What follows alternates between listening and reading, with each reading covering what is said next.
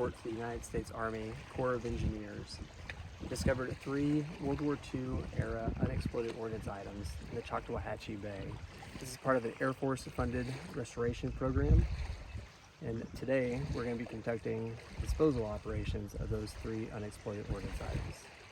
We've partnered with multiple agencies at the local, state, and federal level to help ensure safe disposal of these unexploded ordnance items. The top priority is the public safety of the responders, protection of property, and the protection of the environment. And then I had asked, am I allowed to Yeah. just go ahead? Go and ahead with just your repeat question. really quickly. Yes, I go get a ahead. do-over. Yes. How does it feel knowing the history of these items and now being here today? Just how does that feel, knowing where these bombs were, if you will, versus where we're at today? It is certainly humbling to appreciate the historical perspective of where these unexploded ordnance items came from, being that they are World War II-era unexploded ordnance items. And our focus for today is just to make sure we have the safe disposal of these unexploded ordnance items, and that way we can ensure public safety and the protection of the property and the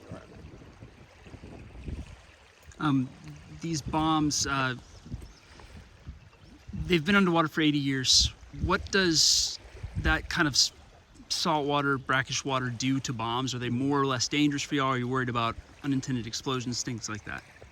Yes, so first I just want to highlight that with our professional partnership with the multiple stakeholders, we have conducted extensive planning for today's operations. And one factor we did take into consideration is the duration that these unexploded ordnance items have been in their current condition.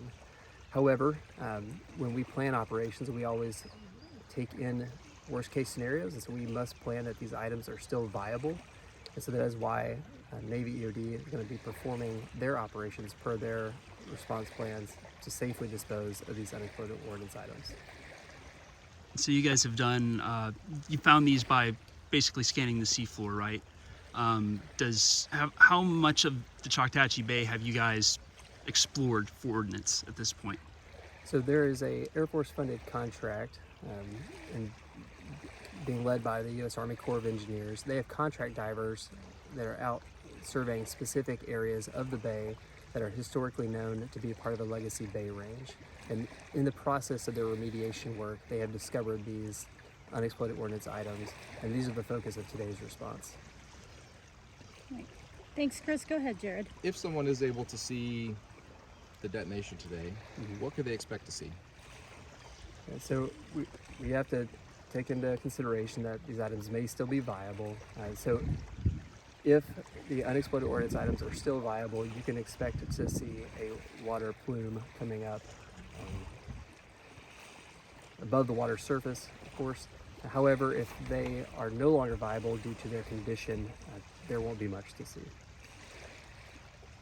Am I allowed to ask one more question? You can ask one more question, Claire. What is the importance of what you all are doing here today? So we have an obligation to help remediate explosive hazards.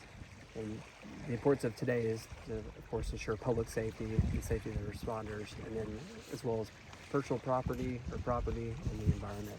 So the importance of today's operation is safe disposal of the unexploded ordnance items. Great.